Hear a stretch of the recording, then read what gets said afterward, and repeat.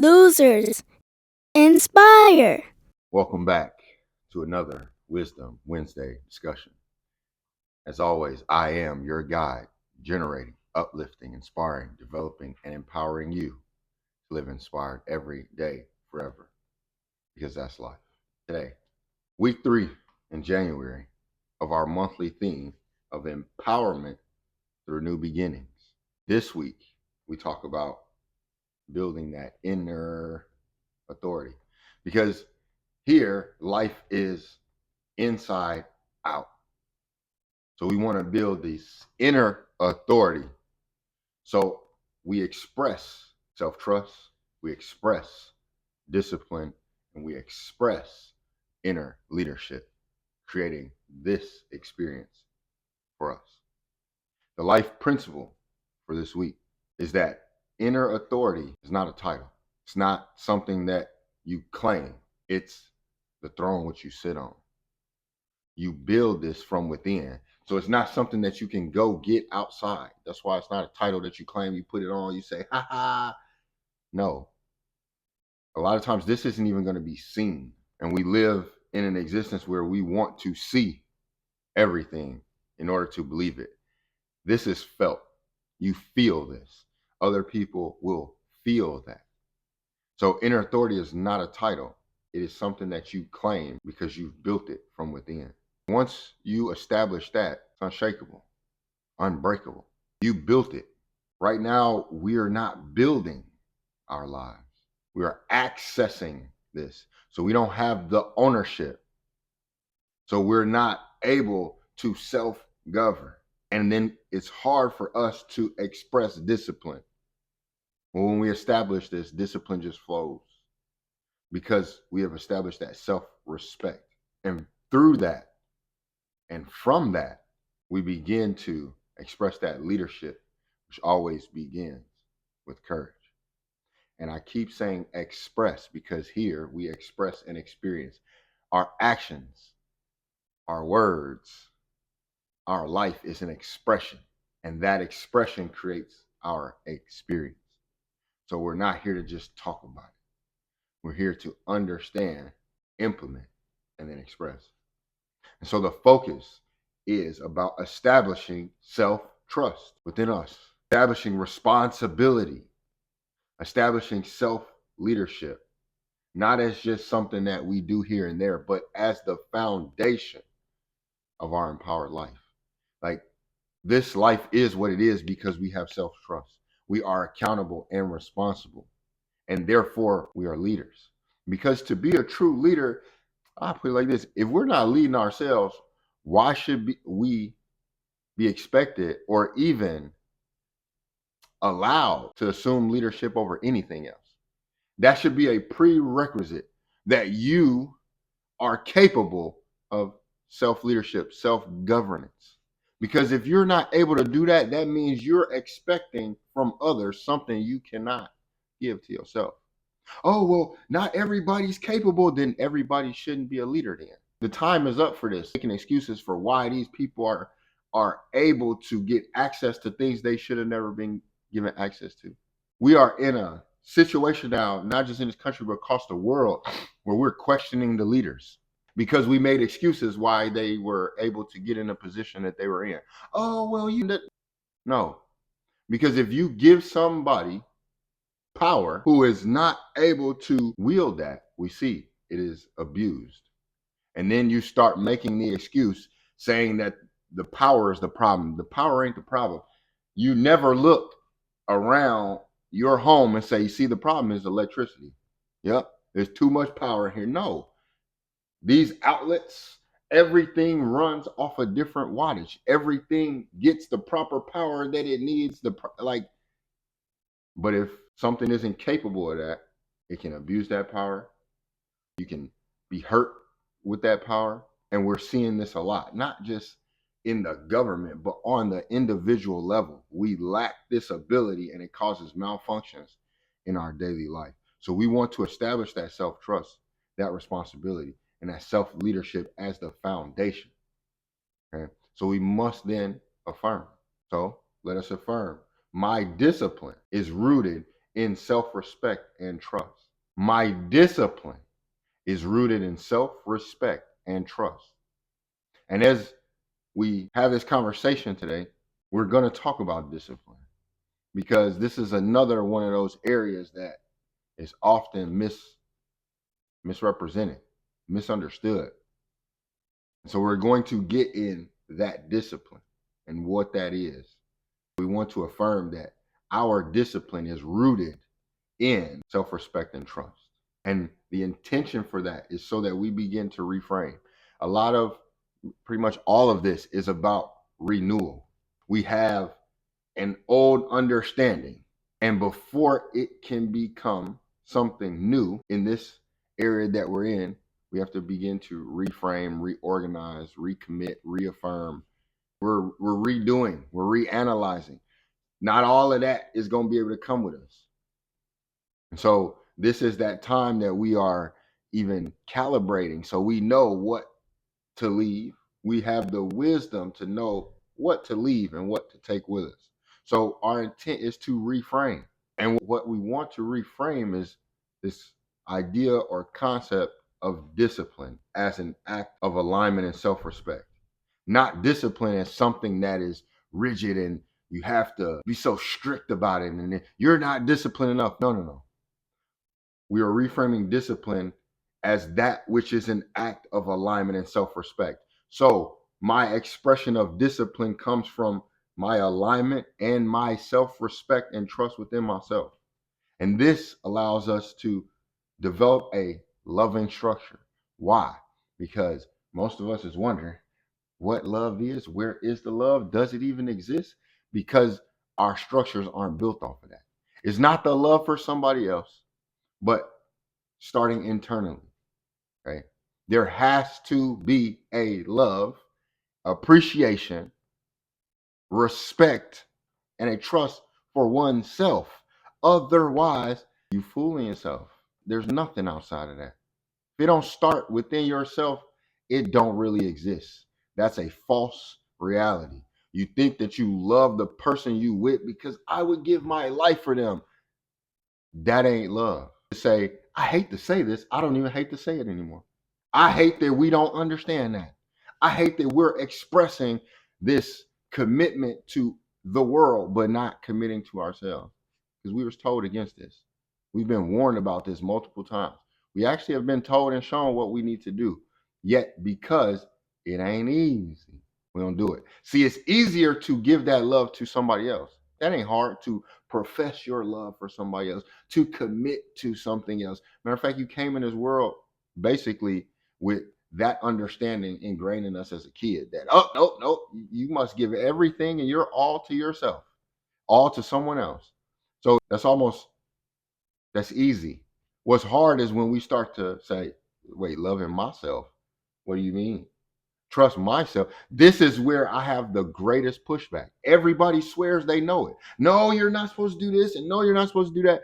And the same people that are saying this have issues that they aren't able to solve.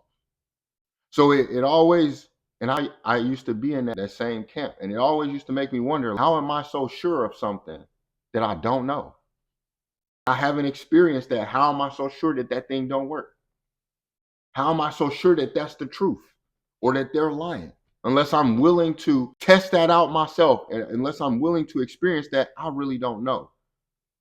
So unless we develop a loving structure built from within that is going to honor our commitment to ourselves, that is going to transform our obligations for others into an empowered self-alignment, then we ain't experiencing life at all. This may be why we have such a hard time.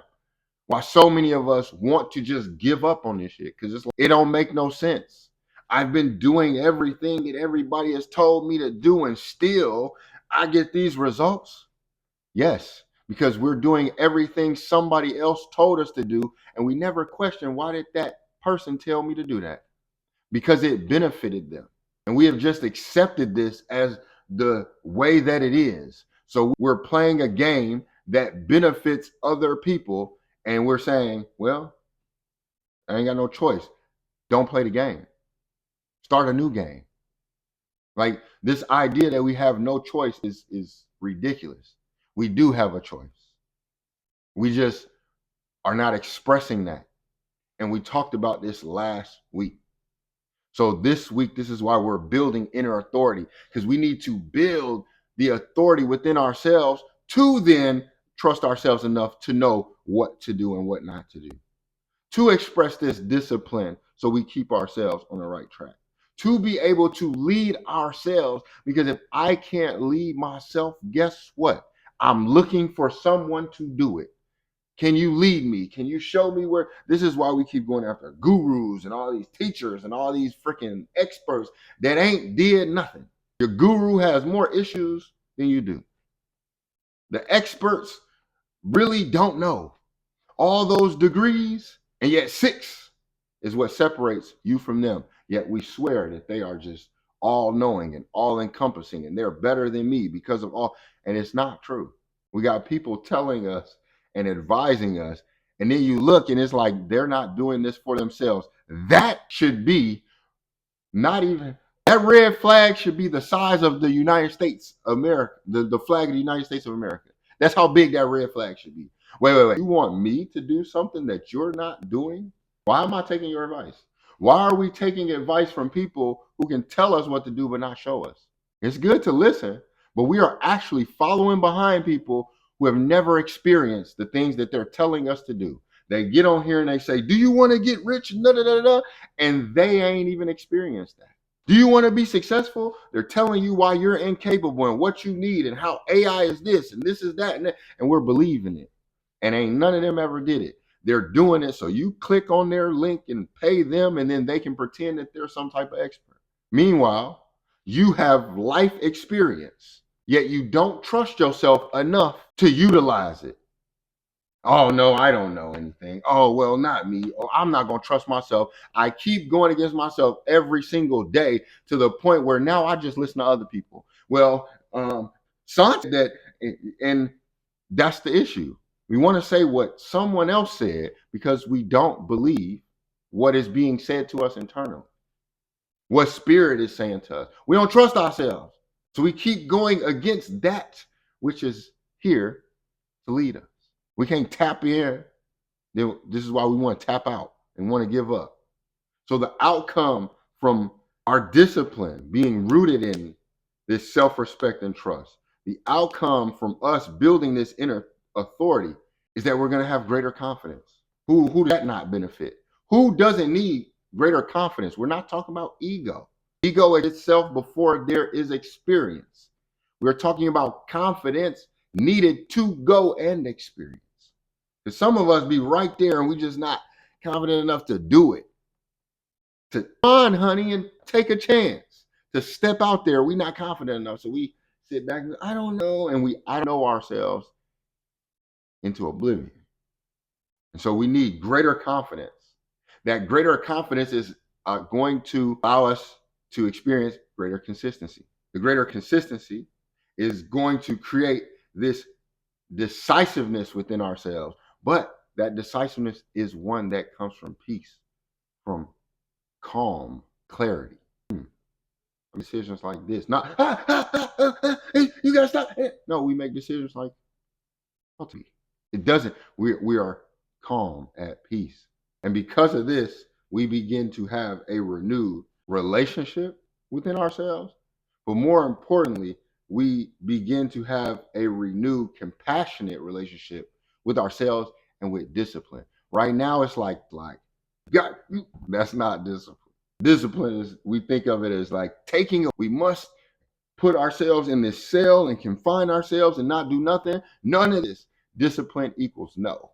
That's not true. The ability to create and keep commitments from a place of inner sovereignty where we make the decisions and we say, I'm going to do this or I'm going to do that, and to then commit to that. This is our expression of discipline. So when we lead from within rather than when we're driven by the fear, the approval, or the force, we begin to see how confident we actually are because we're expressing that now.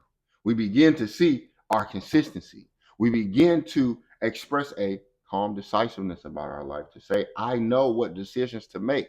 Maybe I'm indecisive, not because I don't know, but because the things that I allow myself to be driven by. I'm going to be indecisive when I'm fearful. That means I'm trying to make a decision in a fearful state. How? There's no trust. You're fearing. So imagine that you're afraid to make a decision. How you going to make a decision and you calling yourself indecisive? Maybe it's to make a decision when you think you need somebody else's approval for that decision to be right. So you'd be like, well, pick, but don't them because I don't know if that's right. I am not gonna pick B because first of all, you told me to pick something that you didn't trust in, and then to go ask somebody else. I'm more confused off of those instructions because I'm like, well, they don't even know. So I'm gonna pick myself then. Forget it, whatever. And maybe it's hard for us to make a decision because we feel like we're being forced to. And anytime you're being put on the spot and being forced to do something, it adds some difficulty because again, you're not in a calm, peaceful state. So anytime we're expected to make these decisions to live our life outside of joy and peace, this is disharmony.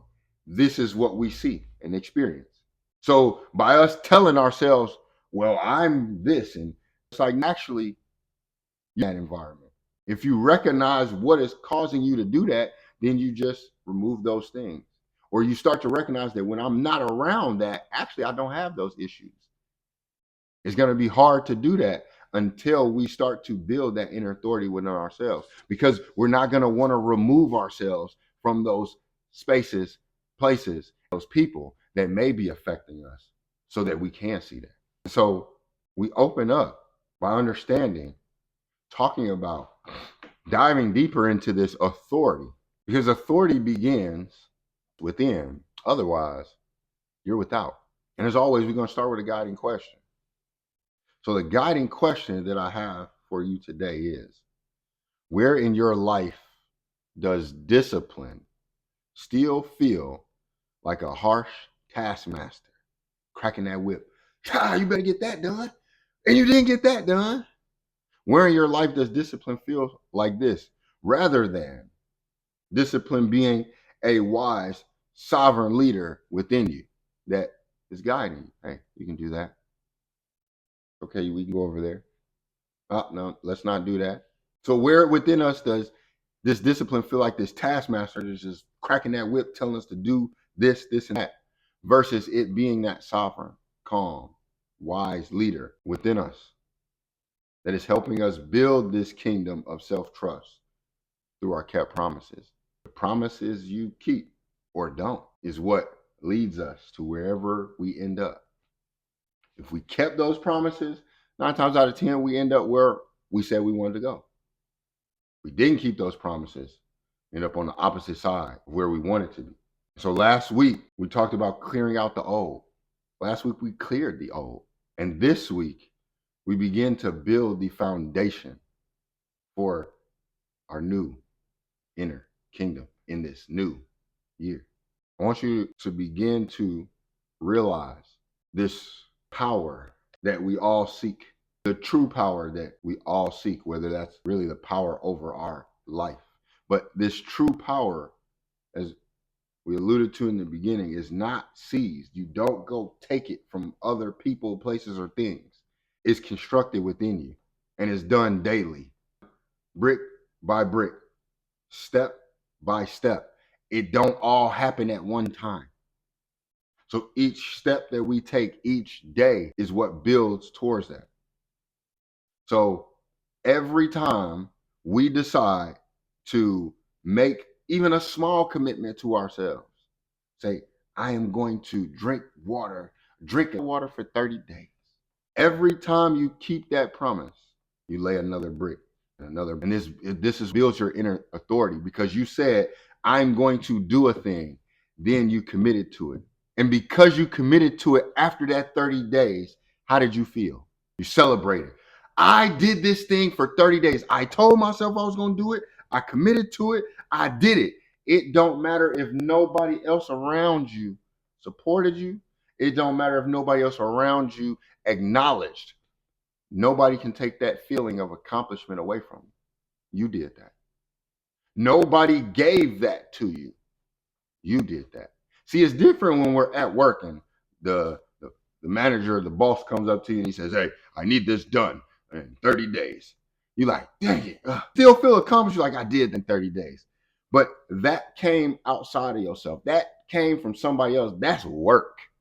When you decide that this is something I'm going to do for whatever the reason, whether it's for more finances, whether it's for better health, whether it's for strengthening your internal foundation, that sovereign leadership, when you make that commitment, no one can take that. No one can break that. And when you stick with that, the inner authority that you build is unshakable, because you're going to remember when you said you was going to do it and you did it.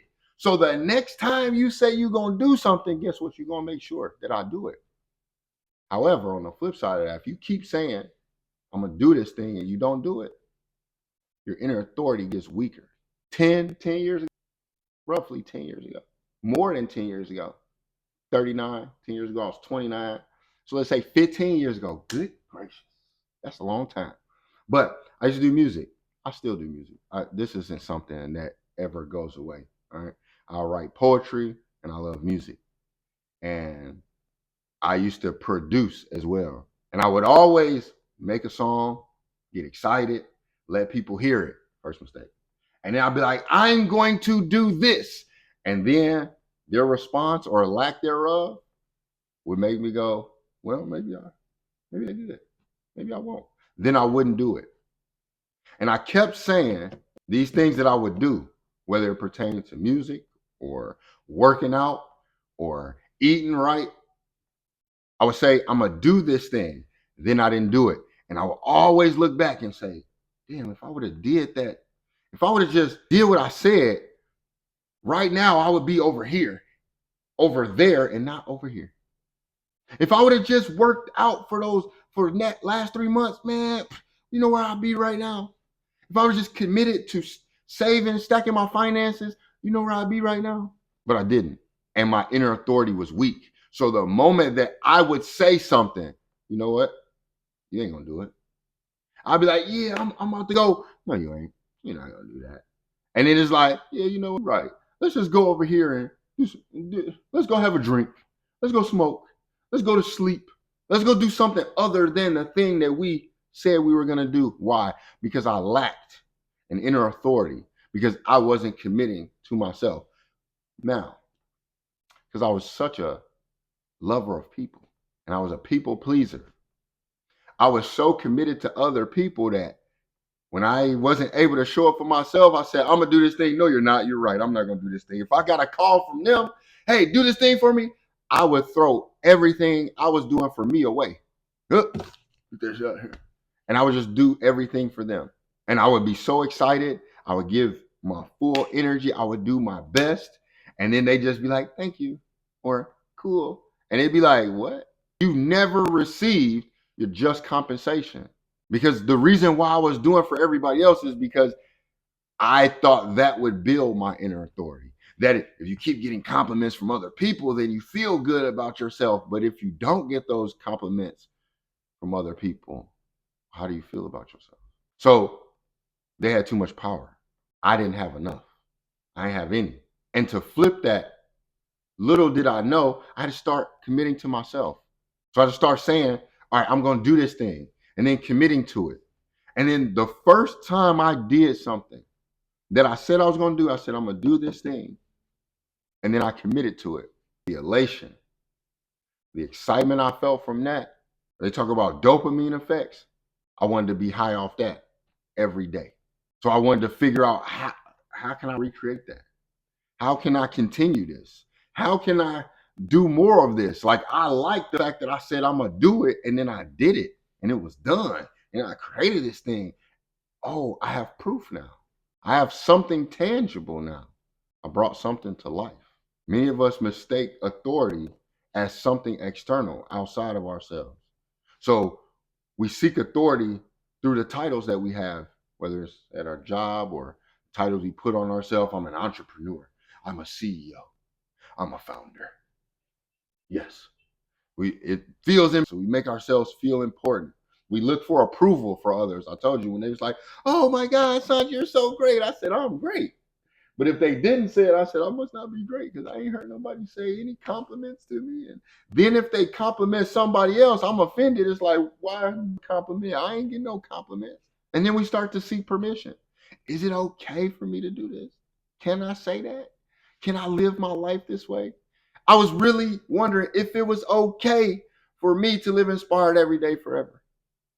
Because when I was telling people around me, they said, "Man, that's stupid, bro. That's dumb." And I almost threw it all away. I almost said, "Yeah, you're right. It is stupid. It is dumb." But I remember this came from within me. This didn't come from outside. I didn't get that from anybody else. So if they were calling something that I got stupid, they were calling me stupid. How am I stupid? Like, I've been helping y'all do this and I'm stupid.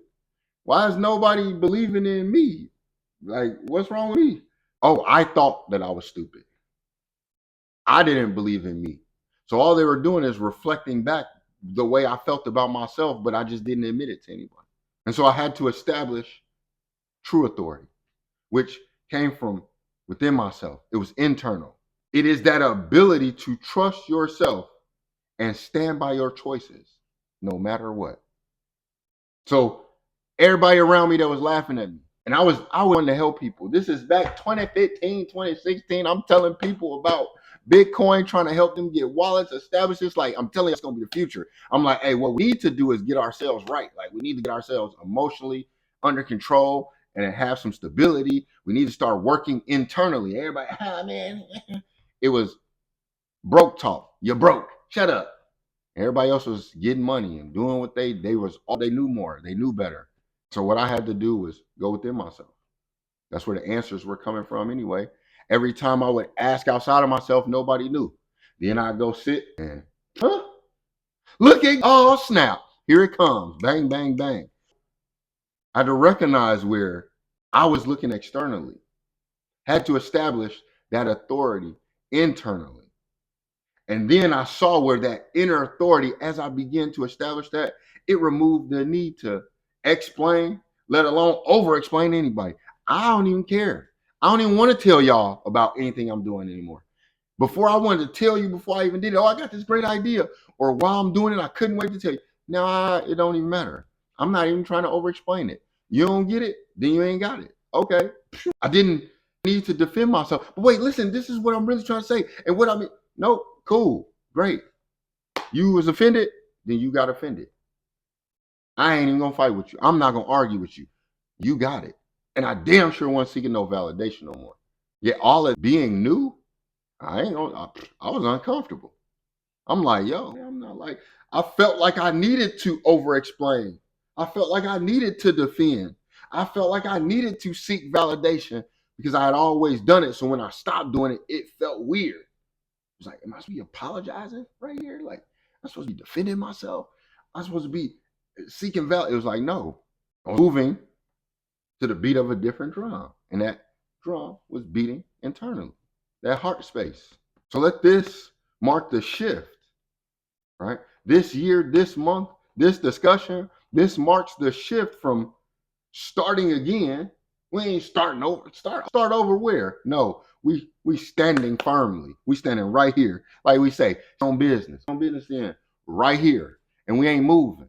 Now imagine, so you're gonna stand right here firmly, convicted, and somebody is going to try to move you.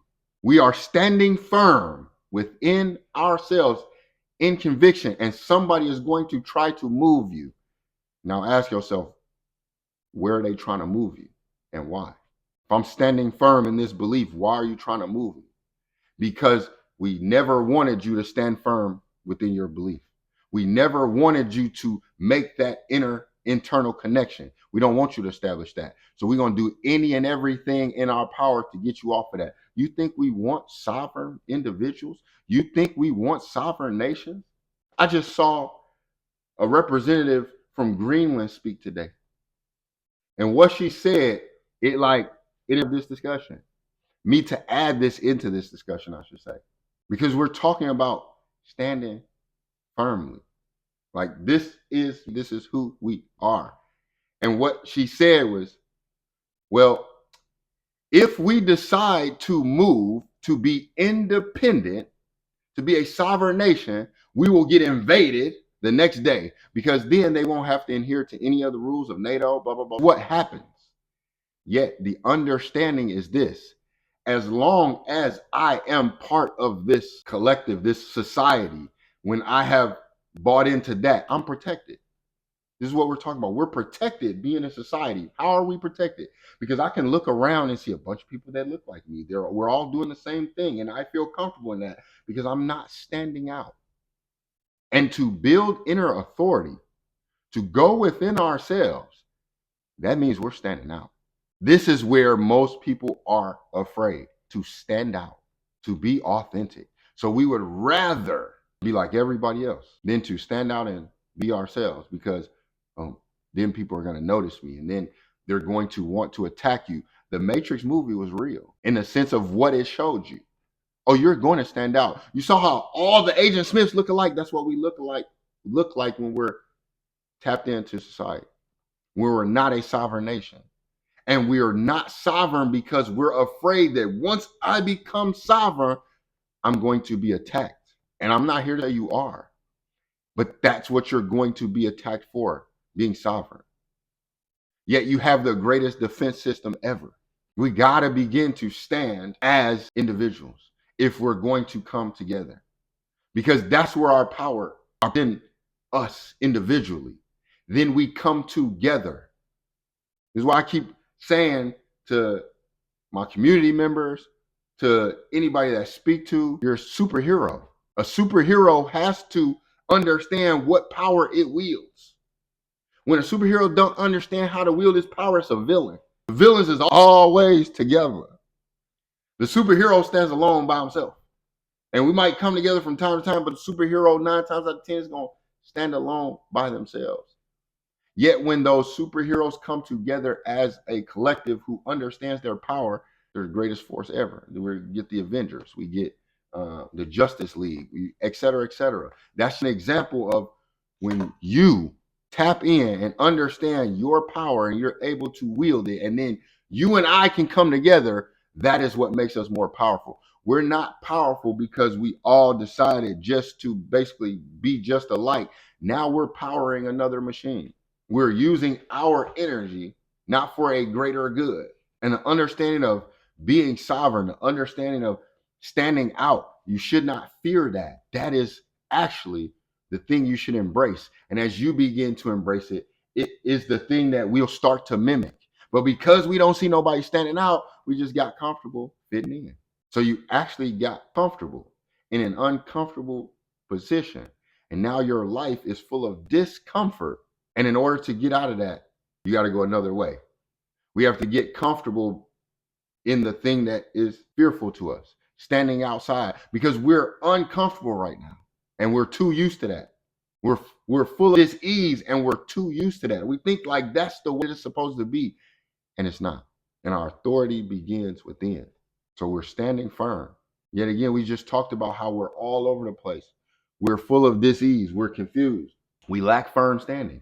And our anchor is going to double down on that and show us what the issue is. It's going to remind us. And our scripture comes from James chapter 1, verse 8. And it says, a double-minded man is unstable in all his ways. I keep telling you, ain't no sometimes. When you look at that scripture, when you're let the higher doctrines and the wisdoms, ain't no sometimes. They don't say sometimes. Ain't no ifs or maybes. You know, you might, maybe, see, try. No, it says all. It's going very direct. And maybe this is the issue that we have with actually understanding this and implementing it, is because it speaks so directly to us. We feel offended. Like we need to be shaken up a little bit. But it's telling us that a double-minded man is unstable in all his ways. In all. all, not some, not a little bit, not here and there, all his ways. Why? Because stability comes from internal alignment, not external agreement. In all things, make up your mind, i.e., choose, make a decision in all things. Because to be double minded, we had to dig a little bit, right? Because we like to understand the origin of things, because this is how you build a stable foundation. If I know where that came from, okay, I have a greater understanding. I can build on that. All right. So double minded, by definition, is to be undecided, wavering, or inconsistent. I'm gonna say that again. Double minded, by definition, is to be undecided, wavering, or inconsistent, torn between two conflicting desires, beliefs, or loyalties, leading to a lack of commitment, instability, and hypocrisy in one's actions and characters. Hypocrisy. Be double minded. The scripture told us that a double minded man is unstable in all his ways. To be double minded told us that you're torn between two conflicting desires, beliefs, or loyalties. I desire both of these things and I'm torn. I believe both of these things and I'm torn. I'm trying to be loyal to both of these things and I'm torn. And we got a little saying, we got an understanding. You can't play both sides. Matter of fact, the person who try to play both sides meets their demise. Both sides will team up to get that person out of the way. You cannot play both sides. We're gonna say that as well. I'm gonna keep that for a little bit. So it tells us that in doing this, it's going to lead to a lack of commitment. And so we think, oh, that's lack of commitment. This is why you're a cheater. No, lack of commitment to yourself. This is why you can't keep nothing. We talked about before marriage, not as to someone else, but marriage in this life.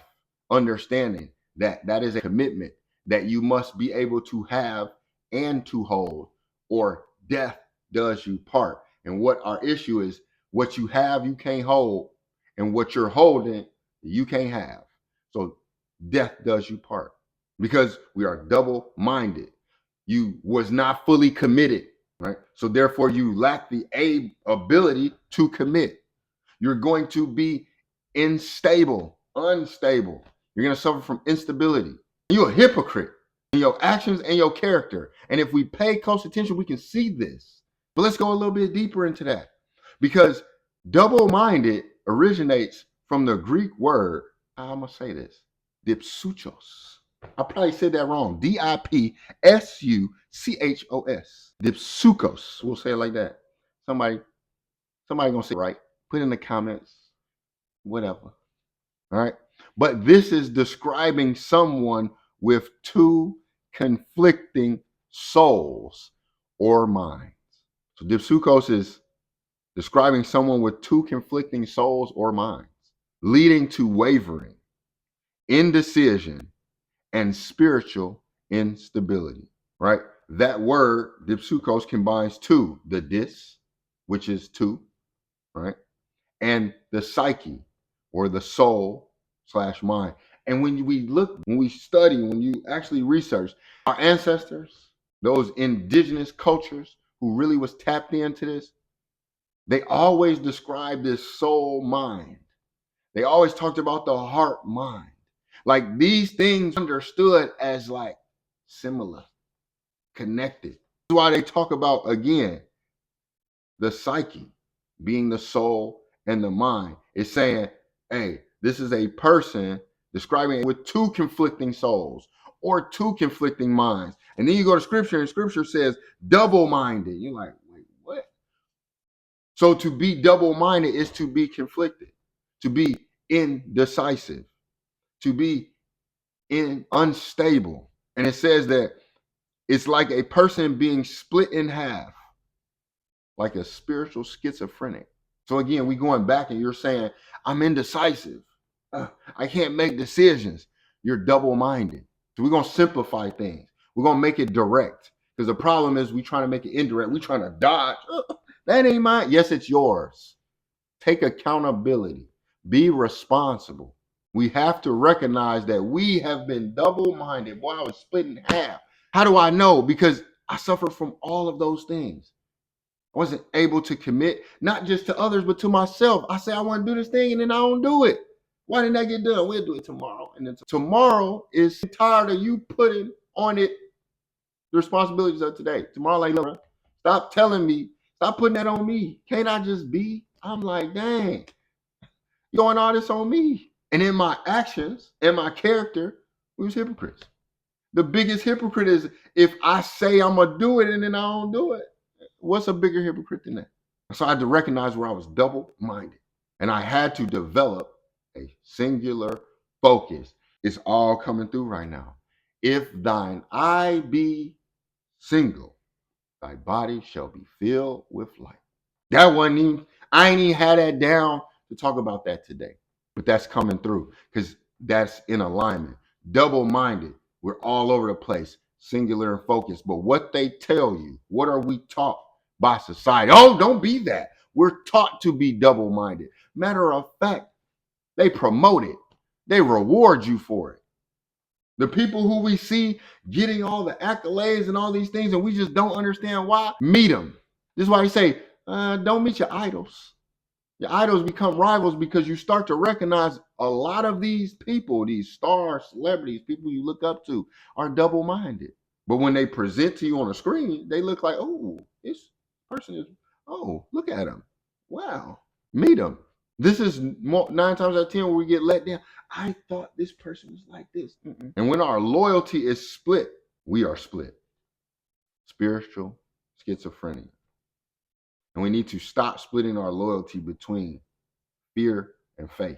We need to stop splitting our loyalty between truth and approval, between spirit and survival, between alignment and impulse. You choose faith.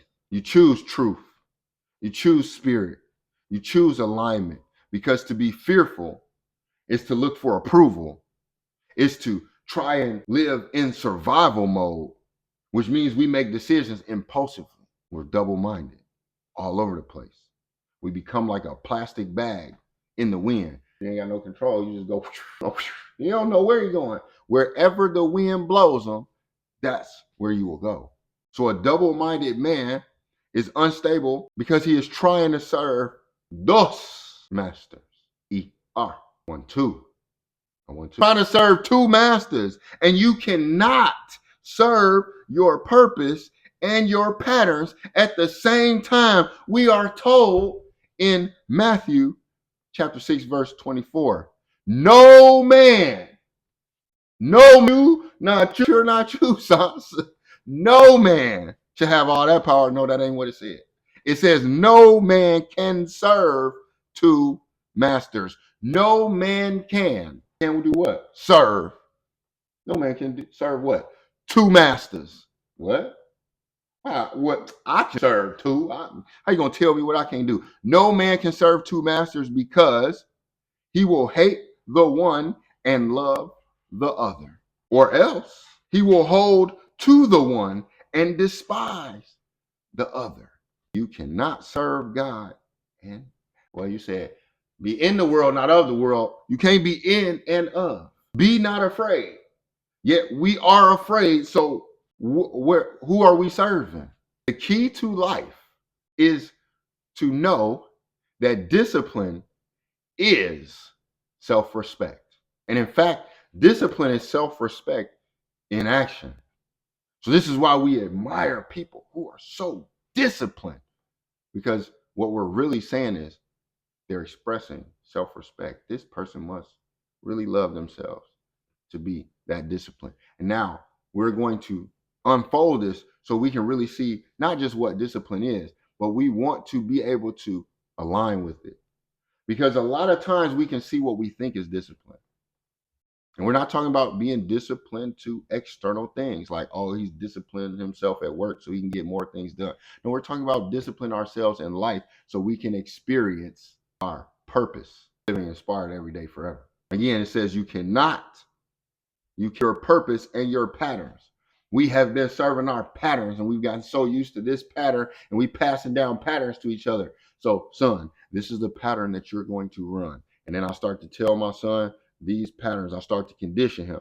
I start to put on him these parameters and say, listen, this is going to be, you aren't going to be able to do this and this and it's like I'm already conditioning him to the pattern instead of building up his purpose. So the key to life is discipline, is self-respect in action. And oftentimes we misunderstand discipline because we think that it's restriction or punishment. I'm going to discipline you. You are in detention. What? I'm disciplining myself. I'm going to restrict myself from this for the next 30, 60, whatever. I'm on this diet. I'm doing this because I got to get this. And it's so rigid. How do you feel within that discipline? You don't feel good. And then the moment you have a misstep, are you going to discipline yourself again? You're going to punish yourself because I deserve this. I'm not disciplined. So now let me punish myself. And does that afford more discipline or less? Your punishment didn't make you do it anymore. Matter of fact, when we're punished for things, it's not like we even want to do that. I don't even want to do it no more. What? Punished? No. The reality is that discipline is alignment sustained over time. Discipline is alignment sustained over time. So you see me going to the gym, you see me eating right. I'm not doing that for external things. Yes, everyone, you want to lose weight, get in shape. That I respect that. Yet if we're not doing this to maintain a high level of health, then we got the wrong scope. Because me losing weight doesn't mean that my health is at the highest standard that it can be, or I have a high standard of health. Me lifting weights and getting stronger didn't mean that I elevated my health. But me maintaining a high standard of health will mean that I lost weight. It will mean that I got stronger, that I'm healthier. And this is prerequisite for life. We're meant to be healthy. Well, I'm not doing this for somebody else. This is for me. And the moment that I began to establish that inner authority, the one thing that I saw was you need to be healthy. Think about it. We get a brand new car and I will take that thing to the car wash every week. I'm going to make sure it get an oil change. I'm going to make sure anything wrong with it, that it is operating pristine. But my body, this vehicle, I'm going to just throw whatever in it, throw whatever on it. I ain't going to care about it. Something go with it. I go get it fixed. We treat our cars better than we treat ourselves, our bodies. This body you came in here with, you didn't come in here with that BMW, that Toyota, the Mercedes, whatever it is. You weren't born with that. Matter of fact, there'll be a new model made every year. There is only one model, you. Yeah, we don't maintain that. We don't want to express that self-respect, because when that discipline, and it comes from self-respect, that consistency, it feels supportive. Like it supports our life, not that it drains our life. Right now, we're so disciplined because we're looking at somebody else's life. He said, this is what I do. I wake up at 4 o'clock in the morning and I do all this and all that. So now you're trying to do that because you're trying to be like them, but it don't feel supportive. Everything you're doing feels draining. When we move from that self-respect, then that discipline is going to provide structure that is grounded. It's not going to confine us. Like I feel like I'm trapped in here and I can't do nothing. Like I can't, because why? Because we're disciplining ourselves like a prison. This should feel grounded. It should feel supportive. It shouldn't be draining or confining. And the action should feel intentional. It shouldn't feel forced. And we know that it's intentional, that it's a part of our rhythm and our flow, because we ain't got to think about it. How many times do you think about waking up in the morning? Or do you just get up? Maybe you set an alarm, so you get up when the alarm goes off. Maybe that's not right now. How many times do you think about walking? Do you up out the bed and say, okay, left foot, foot. Then you stand up and you say left, right, left. Walk down the street doing that? No. If you see something, like let's say a piece of paper is in your hand, the wind blows it out, do you have to tell yourself to run, or does it happen? You just start running. Now imagine if you had to think about it first. Imagine if you had to tell yourself to do it first. It would feel forced. It wouldn't feel intentional. I got to tell myself to walk left, right, left. I have to do that, right? And our discipline should feel the same way because discipline is an expression. So it's coming from self-respect. So I'm doing this because I respect myself, because I love myself.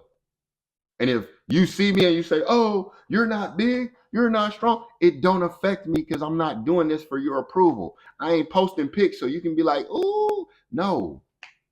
I'm taking pictures though, because I'm admiring that. I'm remembering where I came from and where I'm at now and the commitment that I made to myself. And that's why I keep going, because I respect myself enough to keep that commitment. You said you was going to do this. So if you're not going to commit to yourself, we made a rule. If we weren't willing to commit to ourselves, we ain't committing to nobody else. I will be a bum. I'll be homeless. I will do nothing. If I'm not going to commit to myself, I don't deserve to commit to anything else. Imagine me going back to this life where I'm working in a job I don't want to be at, being in relationships I don't want to be at, yet I'm too afraid to leave. So I just confine myself there. You're trapped. And then because you feel that way, how is that expressed in your life? How do you look every day? How does seen in the eyes of others? How do you express? Where's the discipline? Is there any joy or peace in your life? If the answer is no, then why the hell is we living like that? Because tell me where you were told, shown that that is your existence, that you ain't got no choice. Where were you commanded that your whole life is gonna be hell, and that's all? Why we misunderstanding this? We're misrepresenting life. We're misrepresenting spirit. We're misrepresenting God. We're misrepresenting self. And for lack of a better word, you got me fucked up. I didn't come here to live somebody else's life. I didn't come here to live in misery. I didn't come here to be a wretch. Woe is my life. No, that ain't why I came here. I came here to live inspired every day forever because that's life. And I'm serious. And I can show and prove to you more where you have been commanded to live inspired every day forever than you have been commanded to live in this hell and that you do nothing until you die, which is funny because how you going, what you supposed to do? You spent most of your time not believing until it's time to die, and then you want to believe. And we think that that's going to get it. It's a commitment. This is a full life we're talking about living. So we have another anchor comes from Jim Rohn. And it says that discipline, Jim Rohn tells us that discipline is the bridge between goals and accomplishments. And we know this. You set a goal, you want an accomplishment, you got to be disciplined. Yet, the discipline is not take everything away, make it rigid, make it confine yourself. No, the discipline is that you're going to keep those small promises to yourself. You have this inner authority and it is being built because you're going to keep the small promises to yourself. And what we are seeing on the outside as we're watching you keep those small promises to yourself, that is discipline. And it just looks different. So somebody's discipline may be waking up at 4 a.m. because that's a small promise that they kept to themselves. We ain't even talk about them because that is the one thing that always get me. You would tell me what somebody else is doing, but I can't talk to them. So then I start wondering if I'm doing this, is this right for me? So I'll just tell you what I do and why I do it. Because at any time you can reach out to me and ask, and we have a conversation. But the reason why I wake up so early in the morning is because I made a small commitment to myself that I was going to do what I said. And so I want to be more creative. And what I recognized was for me personally, in the mornings, I'm at my most focused. Like from 8 a.m. to 12 to lunchtime, I probably can complete a week's worth of work, if not more. But lunchtime comes, we start going downhill. So I recognize, okay, if I to continue to create at the level that I am comfortable, I need to get up earlier because I need to create without distraction. I can't wake up at the same time as everybody else because now everybody's up and I'm now doing what y'all doing. So I wake up early. So I get myself out the way. And now that allows me to, oh, y'all up now? Cool. Now I've already did what I need to do. But if I don't take that time for me, then I don't get it. And so that may be waking up early for some, and maybe staying up late for others. But it's simply that I recognize that, okay, I got to myself. I can't get mad at you. I need to do this for me. So I get up early. I get myself done. Now, by the time everybody else is getting up 9, 10 o'clock, oh, I'm out the way. What do you need? I can service you better now. What do you need? So that inner authority, that self-respect, what that meant for me is that I began to lead my own life. And what that inner leadership meant was that I guided my behavior. You guide your behavior. That I correct myself without condemnation. That you correct yourself without condemnation. That I chose alignment even when no one was watching. That you choose alignment when no one is watching. This is what inner leadership means. Nobody got to tell you to do it. Matter of fact, they may not even see you do it. You're not into performing. You ain't got to see me doing it. That don't mean I'm not doing it. That don't mean it's not done. So we remove the need to perform. We remove the need to ask. We remove the need to even understand. We are simply being led. I say it, I'm going to do it. And across wisdom traditions, it's understood that true self mastery. Oh, you think you a master because you try to control other people and you know so much about that system, but none about yourself? That's not a master. A true master understands themselves. Know thyself. It is the art of becoming both the compassionate ruler. Do you rule with compassion? The compassionate ruler. That's important because a lot of times we think that being the ruler, leader, that means you're supposed to be some stern and disrespectful. And no, compassionate and the loyal subject. You're the ruler and the subject of your own being. We want to be the ruler of somebody else's life. No, be the ruler and the subject of your own life. So where your word to yourself becomes true. My word is bonds, huh? Like I grew up in pop music. One of my favorite groups, Wu-Tang Clan. And they used to, the way they talk, supreme mathematics, son. They used to always say, like New York, where it's saying, my word is bond. I'd be like, what? Word is bond. You're like, what? Do we know what that means? When we say my word is my bond, my word is something that I stand on. When I say it, it's true. When I say it, you can believe it. It's a that's not to you, that's to ourselves. My word is my bond. When I say it, I mean it.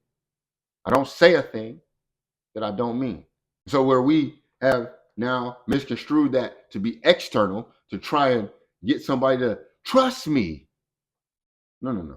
Trust your word so that your word is bond, so that you don't break it. And if you won't break your word to yourself, I'm not worried whether you'll break it to me. Because anybody who can keep a commitment to self, they don't break commitments. Why? Because they're not even going to make a commitment if it ain't aligned. We're not around here just doing things just because. We become exact. I know what I need. And that's the only thing I'm looking for. I'm not doing none of this other stuff. If we commit to something, or we already knew, we did our diligence. That's why we here. This is why those individuals don't like to be questioned. It's not that, oh, I don't want you asking questions, but you're questioning me, and you don't have authority to do that. Why are you questioning me? Where did I give you room for doing that? A lot of times I'm questioning you because I question myself. You said something with such conviction. I said, are you sure? Because I wasn't sure. It had nothing to do with you. I wasn't sure. So I said, are you sure? And if we don't have that inner leadership, that self-commitment, if our word is in bond, we'd be like, when our word is our bond and we have that inner leadership, we say, yeah, I'm sure. Or we'll say none. You might be like, my grandma, you just look at me, boy, if you don't get out my face. Okay. My bad. I question you no more. I'm gonna go mind my business. All right. So let's go through a couple of these ancient wisdom traditions and see what they're telling us. All right. So the first one, because everyone, I'm gonna real quick. It seems like I want you to pay more attention, right, to yourself, so that you can see everything else around you, right? Right now, we are alive, right? We're existing in this time, and the things that we are discussing right now, the things that we're talking about, the things that we are learning, don't originate right now. They come from the past. We're looking back and we're saying, "Ooh, what is this thing? Let me get that." And what's most interesting to me is that the thing that is unappreciated during its time will be highly valued in another, like Marcus Aurelius. Everybody, like, this is stoicism, like having a rebirth. Everybody wants to be stoic because to them, it has been expressed that stoicism is this extreme discipline, right? That a stoic man is disciplined and he'll get what he wants. And da, da. So every time I'm in these spaces, I'm seeing these people that are bringing this up. They all watching these videos, and everybody is like, "Oh, you got to be more stoic." Okay, so a stoic philosophy about self-governance. So let's see what Marcus Aurelius said about self-governance, because he wanted you to be disciplined and rigid and confine yourself, right? Marcus Aurelius says, you have power over your mind, not outside events. Realize this and you will find strength. You have power over your mind, not outside events. Realize this and you will find strength. This is coming at a time where we are trying, I ain't saying we, there is this, that somehow you have power because you're able to go take something from someone else. And there's no strength in that. Like, you kidding. We believe that you're strong because you went and took something from somebody else. So you took candy from a baby and you're strong. No. When you have the power, the understanding that your mind, your life is the one that you can change, that's where you find strength. So that inner authority is your ultimate power. How you govern your own perceptions, your own judgments, and your own actions. Discipline is the practice of this governance. The practice. We practice disciplines. Thing I'm playing, yoga is a discipline. Meditation is a discipline. Martial arts are a discipline. You practice disciplines. It is an act, an expression, which creates a new experience, not an experience that we express as an act. We keep talking about discipline. Like, this is the thing. You practice discipline. So everybody's saying that discipline is only do this and focus on this for the next 30 days. That's not what it is. It is this practice, daily task that we're doing, the daily steps that we're taking is what expresses our discipline.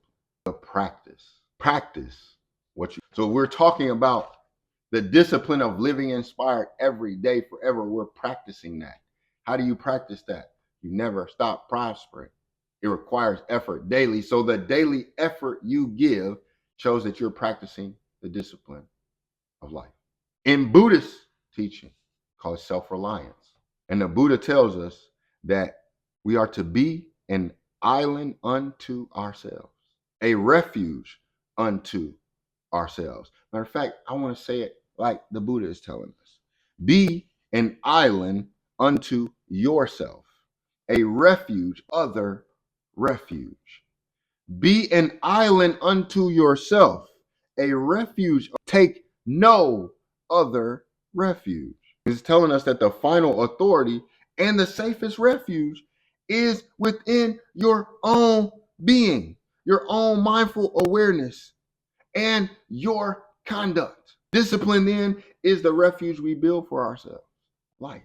Taoist wisdom, Wu Wei and Zi Ran. The Tao Te Ching tells us that the sage governs by emptying the heart. And in Taoism, you will see the heart associated with the mind a lot. The sage governs by emptying the heart and filling the belly.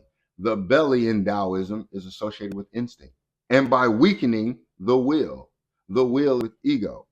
So the heart is associated with the mind. We are emptying the heart which empties our mind. We are filling the belly, right? And then we are weakening the will, our ego, and strengthening the bones, the inner nature. So the sage governs by emptying the heart and filling the belly, weakening the will, and strengthening the bones. Once we begin to empty the heart of the things that we thought we knew, we developed our instinct for what we begin to know. Then once we weaken that ego, because you know what ego, the will, I'm gonna do this, then to strengthen the bones, that inner nature. So now the ego goes in the back, the inner nature comes up front, and then these things are in alignment. Right now, we out of alignment. The ego is in the back. I mean, the inner in the back, the ego is in the front. Our heart ain't even empty, it's full of all this other stuff. So our mind is clouded and we lack the instinct needed. We want to align with our natural self. And this becomes the effortless action of expressed by Wu Wei. Vedic, things pronounced Swadharma. In the Bhagavad Gita, it tells us that it is, and we went over this, we go over these a lot. It is better to live your own destiny. Swadharma is destiny. It is better to live your own destiny imperfectly than to live an imitation of another's life perfectly. And the last time we expressed this, we said it's better to live your own dharma, right? We use that term. This is the same thing. And it's telling us that it's better to live your own destiny imperfect than to try and live another's perfectly. So be you. Don't try to be them. Don't try to do what they're doing. Stop trying to be like someone or something else. And just be you, because trying to be like them, no matter how perfect that you do it, you're never you. So don't try to be a Michael Jackson impersonator. Just be you. Don't try to be the Elvis impersonator. Just be you. Maybe you're not a singer. You're a dancer or something else. Find it. Figure it out. We don't need to imitate another's life. And I don't mean to attack any impersonators. I'm just saying we don't need to live another's life being of the world. We're supposed to be in our world as ourselves. Our inner authority is the voice that knows, and it upholds our unique duty or purpose and our path. And we just lack that instinct to know to go that way. So we're afraid to go on our path because I don't think you make a lot of money doing that. Or who did that? And ain't nobody famous doing that. And all the other reasons. And then you're gonna see somebody do that, and then guess what? It's gonna become popular, and then you do it. But at that point, you're not gonna be allowed to do it anymore because you gave up your purpose. That's when life feels the worst. When we recognize, like, dang, sold myself, don't do it. These are universal concepts. So we're bringing it all together. We went from Stoicism, Buddhism, Taoism.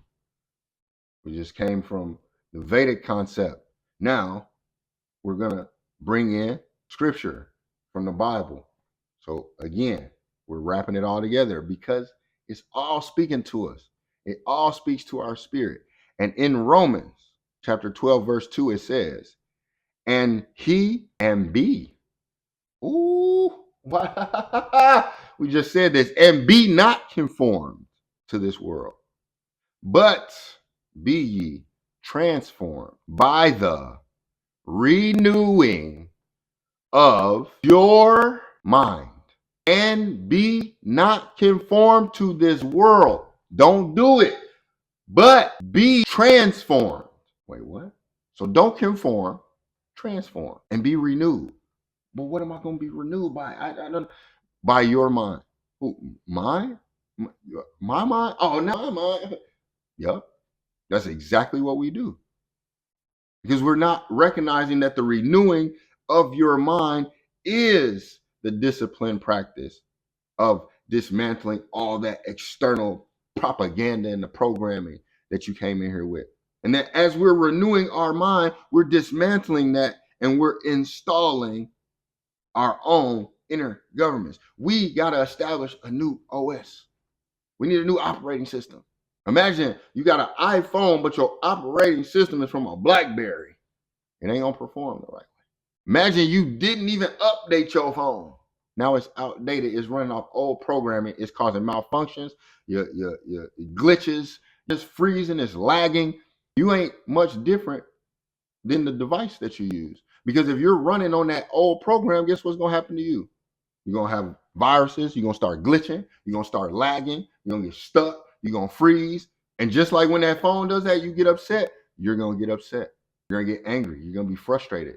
Because why is this not working? Why is this thing not doing this? It's supposed to do this and it. No, because you're conforming, not transforming, not renewing. We're trying to stick with this old, outdated propaganda and it ain't working. But you're so committed and you're so loyal to that, you're going to try to make it work anyway. The sad part is that you're going to be at that door trying to force that key to go in and it ain't going to never unlock and you're going to get mad. You're going to start seeing everybody else go through the door and you're going to say, well, what is wrong with my key? And then you're going to say, it's me. It's my fault. Why me? Why are you this to me? Why are you being weird to me? And God is saying, no, why are you being weird? I told you, I showed you, y'all tripping. Get in alignment. So let's get in alignment. This is our life action. Because remember, we're not just talking. We're going to get busy. We're standing firm on this solid ground, this foundation. And so our life action is the practice that we can begin to develop for ourselves. So this is the sovereign agreement ritual. Okay? This is the practice of signing our inner constitution. You're going to put your John Hancock on that thing. Signed, sealed, delivered. Okay? So we're making a ceremonial pact with our highest self. So I hope you got your pens, pencils, type, whatever you're doing. Hope you got that ready to take this down because this is for you to use. So the first step of these, well, we have 5 steps that we have, okay? The first step is going to be that which centers us. So we're doing the center, okay? And what we're calling is convening the council. Because if we convene the council, everybody come, boom, we're centering ourselves. And so what we want to do, as always, we're going to sit silent. We're going to place our hands on our heart. Why? Our heart is sovereign, okay? And then we're going to place another hand on our solar plexus, our stomach area, right? And then we breathe. You want to feel these 2 aspects of yourself. Feel them. They are present and ready. So as we convene the council and we center ourselves, the next step is for us to clarify. We want to add clarification. This is where we draft the articles.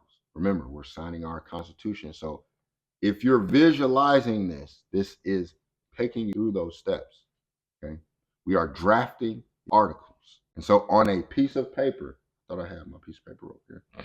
On a piece of paper, you're going to write sovereign self agreement.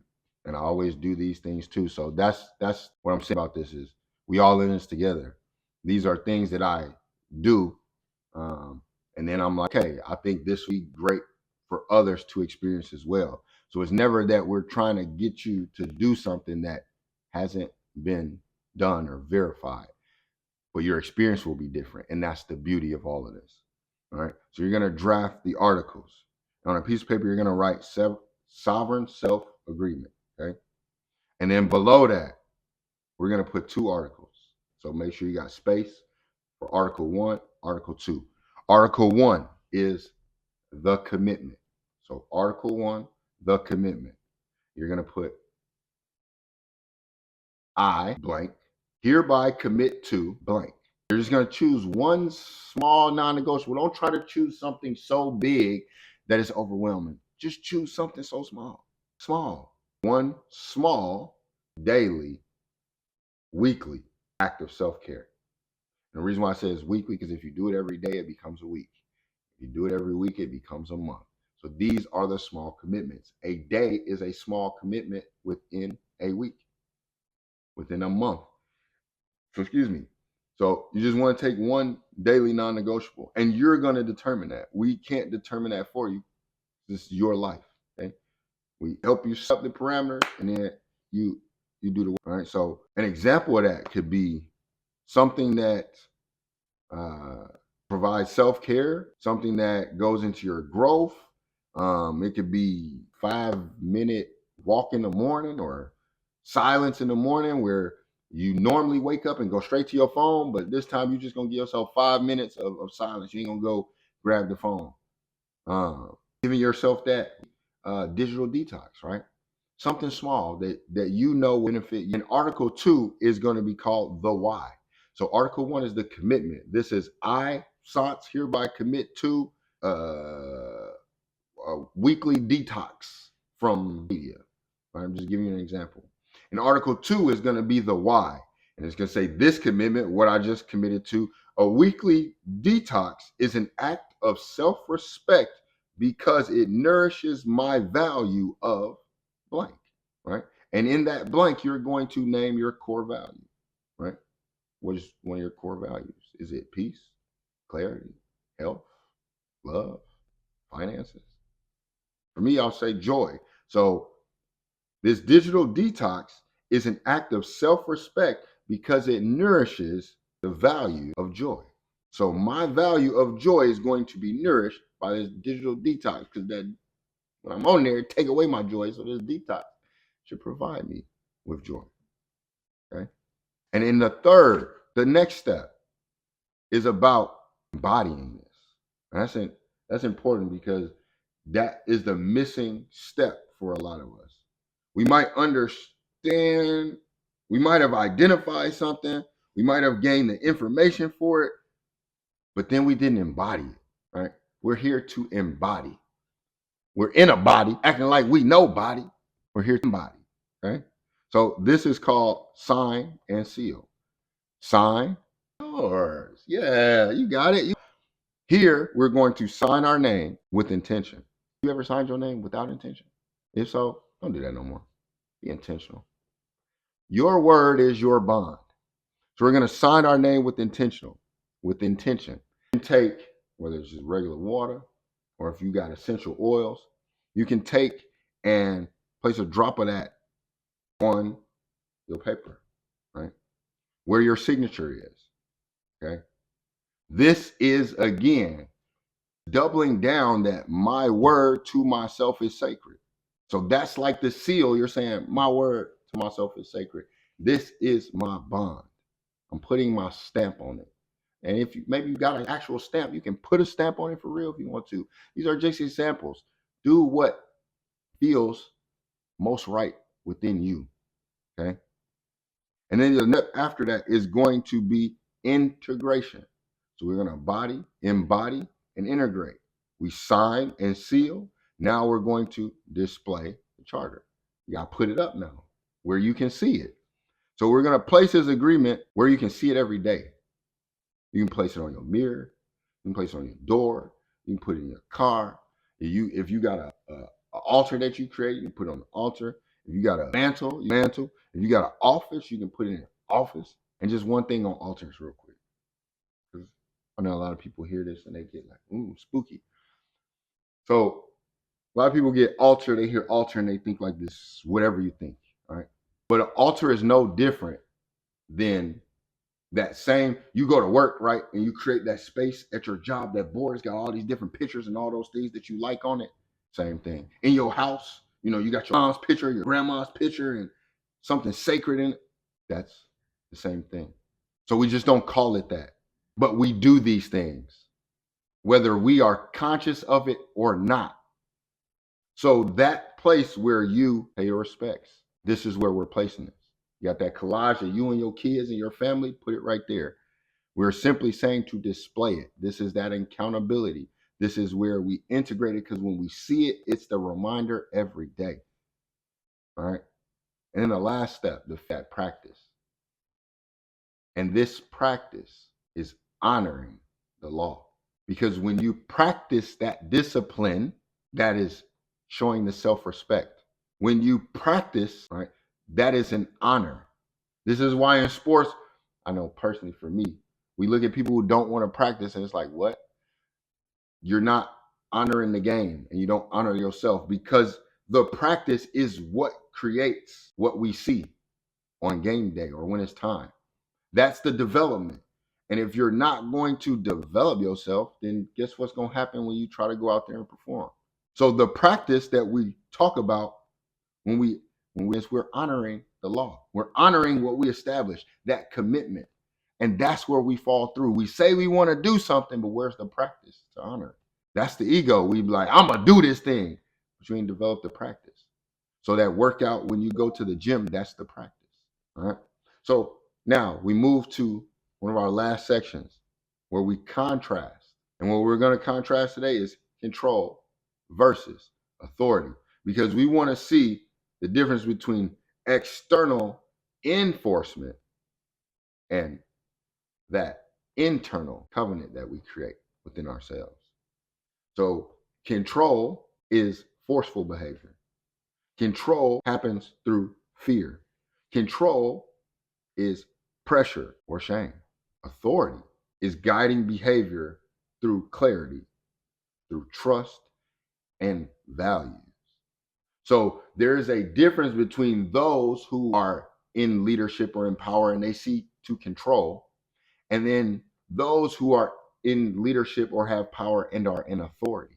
And so over our own life, are we expressing control or authority? So clarity, trust, and values, that authority doesn't have to control. And that who seeks to control has no authority. This is why we don't like micromanagers. This is why when you go to work, you hate Karen. It's like, bro, all they trying to do is control. I'm actually better at their job than they are. They just want to control this. And then they think they have authority because of that. We've all met one of those people or have been one of those people if we're going to be accountable. Yet what we are establishing is that authority, that which has trust and values. So I know this. If you don't want to do it, you ain't got to do it, because I don't have to control you, because that control is what creates what? The resistance. I try to control, you try to fight back. I'm not even here to fight you. I ain't about to fight you. I don't want to fight because the way. And so we want to express that authority because authority creates stability. When you have right authority, things are stable. We have those who try to control things. It's unstable, it's chaotic. We're fighting back, we're unruly. And we can see expressions of this in society right now today. Our guiding question asked us, where do we see discipline in our life? Is that taskmaster with the whip? Because that's discipline as enforcement. When we're trying to enforce the discipline, we got the whip and we cranking it. Watch out, do this, watch out. And where does that come from? A fear of failure. So you got to discipline yourself. I ain't failing again. You're whipping yourself now. It comes from shame. I don't want to be ashamed. I'm going to discipline myself. Force. If I have those shoulda, coulda, I didn't do that, I should have. I should start to discipline yourself. Right? Yet, what that does to your energy, it drains you. Every single time. You just like, you're not actually energized to do the thing. You're drained. And you're creating that resistance within your own body and your life. And it's punitive. It's like, what is it providing me? Because the results of that is my willpower is like brittle, just turn to dust. And I say I want to do that, but then I'm not strong enough to do it. I said I wanted to do it, and I see this a lot with the teens that a lot of them, unfortunately, and I had that happen to me. Adults will say a lot of promises to children and to other people. Oh, I'll be there. Oh, I'll do this and I'll do that. But they have brittle willpower, so they're not able to be committed. So because of that, they make the excuse. And then that child is affected by that because that's where they're learning. Okay, commitments are okay to break. Or they start to self-destruct and they say, well, I'm not worthy of this. And then that becomes an adult with that belief. Yet when we're alone, person who's making all those commitments, hopefully this is what they're feeling. Like, oh, it's not happening. I want to do this, but I can't. We're trying to enforce this on our life. Our willpower isn't strong. And let's just say maybe you don't have brittle willpower, but maybe you got burnout. Just, oh, I'm so tired of this. And look at the frustration that you express. And when you express that frustration, who is being affected by that?